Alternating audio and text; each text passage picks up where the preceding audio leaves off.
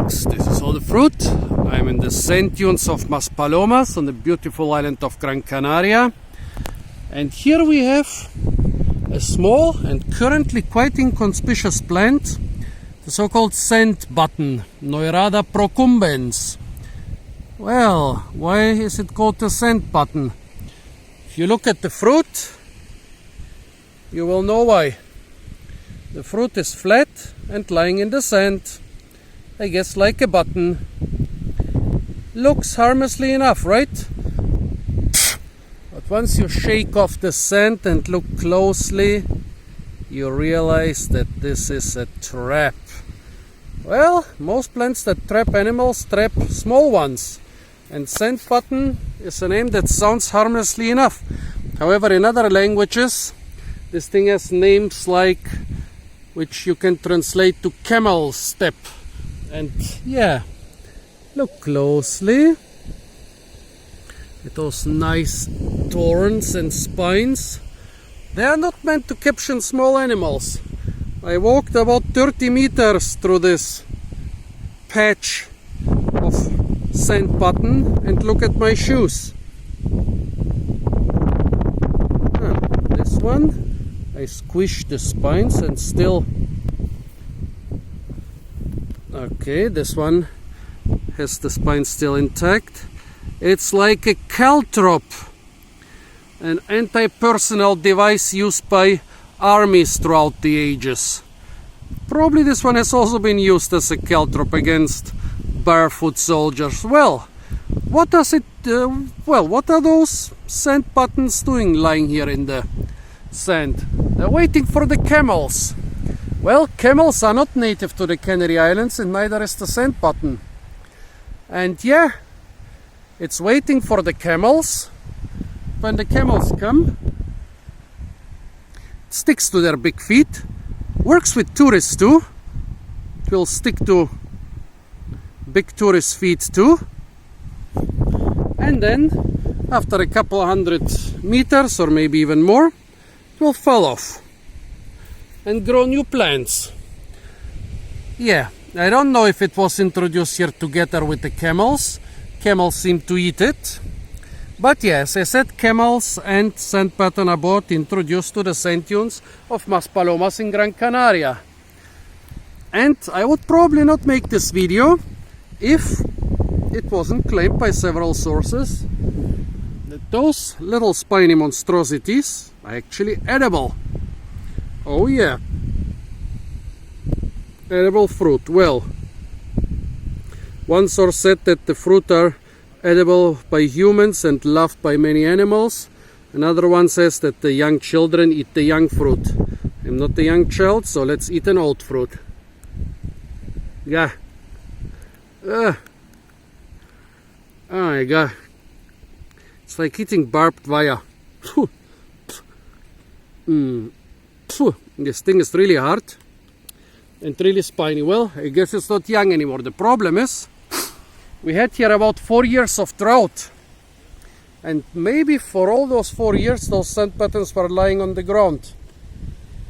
And only now in the last weeks we had some rain, and here you can see that some parts of the sand dunes, like here, have been covered with the green luster of plants.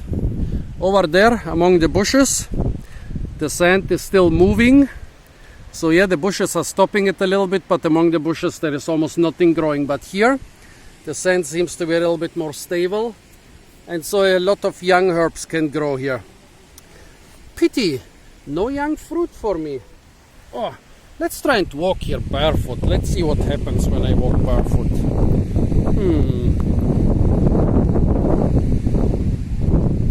I mean, okay, eating. Oh wow, this is like an Indian fakir practice. Oh, okay.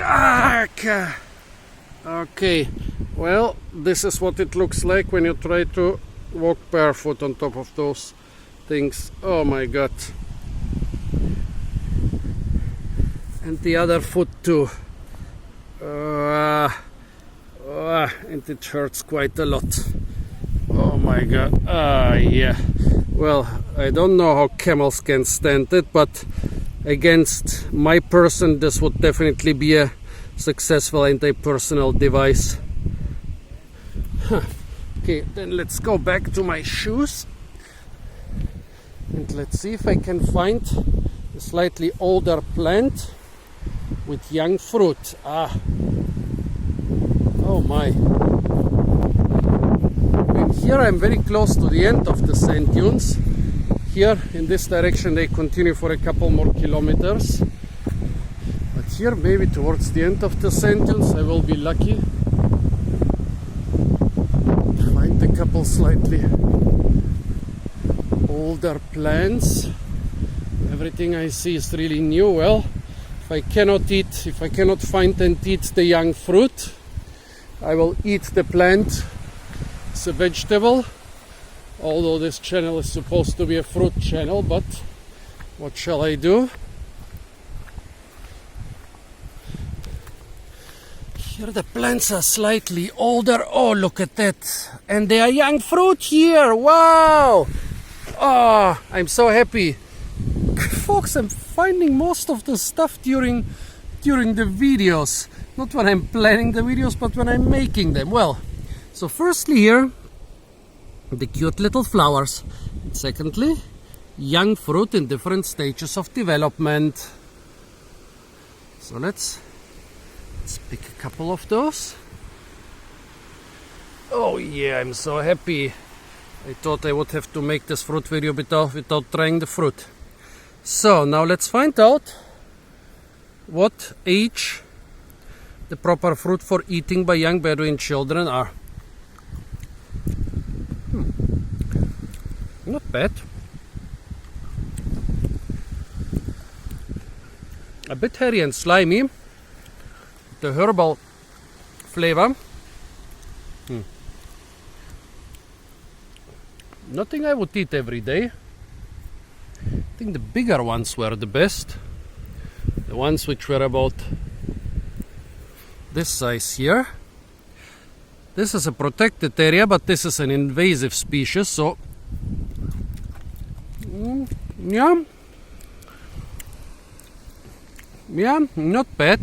I mean, in Europe we have better fruit, but if you are a Bedouin child in the desert, here by the way I pulled out a plant which is growing from this fruit. Yeah, when you're a Bedouin child in the desert, I guess those fruit are not bad. Now let's try the whole plant.